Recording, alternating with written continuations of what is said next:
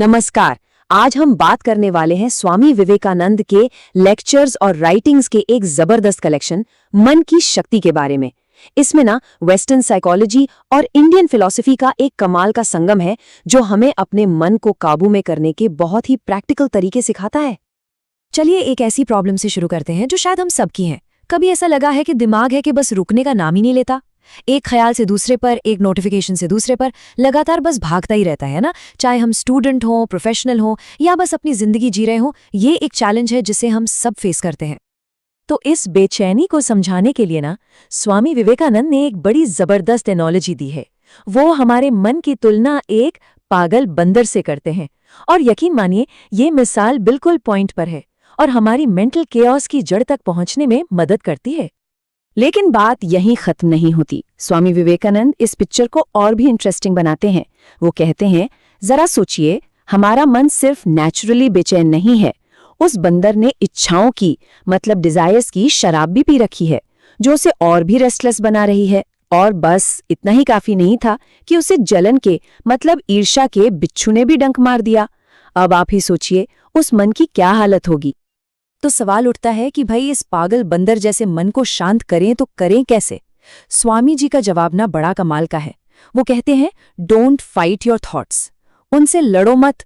उन्हें दबाने की कोशिश तो आग में घी डालने जैसा है, स्ट्रगल और बढ़ेगा। इसके बजाय दो रास्ते हैं, अभ्यास और वैराग्य, मतलब प्रैक्टिस और डिटैचमेंट। अपने विचारों को बस एक विटनेस की तरह देखो, बिना किसी जजमेंट के।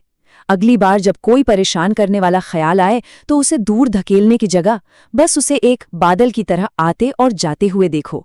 आप खुद देखेंगे धीरे धीरे उस थॉट की पावर अपने आप कम हो जाएगी। तो ठीक है, हमने प्रॉब्लम समझ ली, अब सॉल्यूशन की तरफ चलते हैं। और वो सॉल्यूशन है कॉन्सेंट्रेशन, यानी एकाग्रता। विवेकानंद जी के हिसाब से दुनिया का सारा ज्ञान, हर तरह की सक्सेस सिर्फ और सिर्फ मन को एक जगह फोकस करने की एबिलिटी से ही मिलती है। इसको समझने के लिए ना एक बहुत अच्छा एग्जाम्पल है सूरज की किरणों का। सोचिए, धूप फैली हुई है, गर्मी तो लगती है, लेकिन क्या उससे कुछ जल सकता है? नहीं। ठीक इसी तरह हमारी मेंटल एनर्जी भी ज्यादातर वक्त बिखरी रहती है इधर उधर। लेकिन अगर हम एक मैग्नीफाइंग ग्लास, एक लेंस लें और उन सारी किरणों को एक पॉइंट पे फोकस करें तो बस हमारा मन बिल्कुल उसी लेंस का काम करता है। ये हमारी सारी बिखरी हुई मेंटल एनर्जी को इकट्ठा करके एक टारगेट पे लगा सकता है। और जैसे ही वो सारी एनर्जी एक जगह इकट्ठी होती है, वो आग लगा सकती है। यही है कंसंट्रेशन की असली ताकत। तो लेसन क्या है? Simple, do one thing at a time. एक वक्त पर एक काम, लेकिन उसे अपनी पूरी जान लगाकर करो, पूरी शिद्दत से, पूरे मन से। बस यही है सक्सेस का सीक्रेट। ठीक है, कंसंट्रेशन एक टेक्निक तो है, पर इस टेक्निक के लिए फ्यूल कहाँ से आता है, पावर कहाँ से मिलती है? चलिए अब अपने अंदर की उस एनर्जी सोर्स को समझते हैं। या स्वामी विवेकानंद एक बहुत ही डीप कॉन्सेप्ट की बात करते हैं, ओजस। ये हमारे अंदर की सबसे प्योर, सबसे पावरफुल एनर्जी है। अब सवाल है कि ये बनती कैसे है।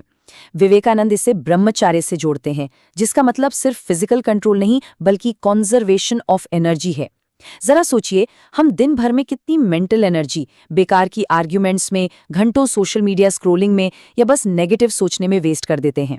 जब हम इसी एनर्जी को बचाते हैं और किसी पॉजिटिव क्रिएटिव काम में लगाते हैं ना, तो वही एनर्जी ट्रांसफॉर्म होकर ओजस बन जाती है। और मजे की बात यह है कि जिस इंसान में ये ओजस ज्यादा होता है ना, वो अलग ही चमकता है। उसकी बातों में दम होता है, एक गहराई होती है, दिमाग एकदम क्रिस्टल क्लियर चलता है, तेज। और सबसे बड़ी बात, उसकी पर्सनैलिटी में एक मैग्नेटिक पुल होता है, लोग अपने आप उसकी तरफ अट्रैक्ट होते हैं। तो ये सारी पावर आती कहाँ से है? सिंपल आंसर, हमारे थॉट्स से, हमारे विचारों से। स्वामी जी का कहना है, हम वो हैं जो हमारे विचारों ने हमें बनाया है। वर्ड्स तो सेकेंडरी है, असल खेल तो थॉट्स का है। यही थॉट्स हमारे सबकॉन्शियस माइंड में जाकर हमारी हैबिट्स, हमारा कैरेक्टर, सब कुछ बनाते हैं। तो अगर हम लगातार खुद को पावरफुल और पॉजिटिव विचारों से भरते रहेंगे तो हमारा कैरेक्टर भी वैसा ही मजबूत बन जाएगा। चलिए अब आते हैं इस पूरी टीचिंग के सबसे पावरफुल, सबसे इंस्पायरिंग हिस्से पर। एक ऐसा आइडिया जो हर स्ट्रेंथ की फाउंडेशन है, और ये है सेल्फ बिलीफ, यानी खुद पर विश्वास। देखिए, स्वामी विवेकानंद यहाँ फेथ की पूरी डेफिनेशन ही बदल देते हैं। वो कहते हैं कि पुराने मजहब कहते थे कि नास्तिक वो है जो भगवान को नहीं मानता, लेकिन नया मजहब कहता है कि नास्तिक वो है जिसे खुद पर विश्वास नहीं है। सोचिए, कितनी बड़ी बात है ये। सारी शक्ति, सारी डिविनिटी हमारे अंदर ही है। तो इन सब बातों का निचोड़ क्या है? The bottom line is this, कि हम सबके अंदर एक इन्फिनिट पावर सो रही है।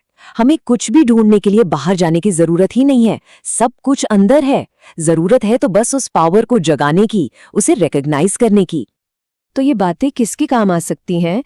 भाई, उन स्टूडेंट्स के लिए जो फोकस नहीं कर पाते, उन नौजवानों के लिए जो लाइफ में लॉस्ट फील कर रहे हैं, कंफ्यूज्ड हैं, और हाँ, हम सबके लिए जो ओवर थिंकिंग करके स्ट्रेस और एंग्जाइटी में रहते हैं।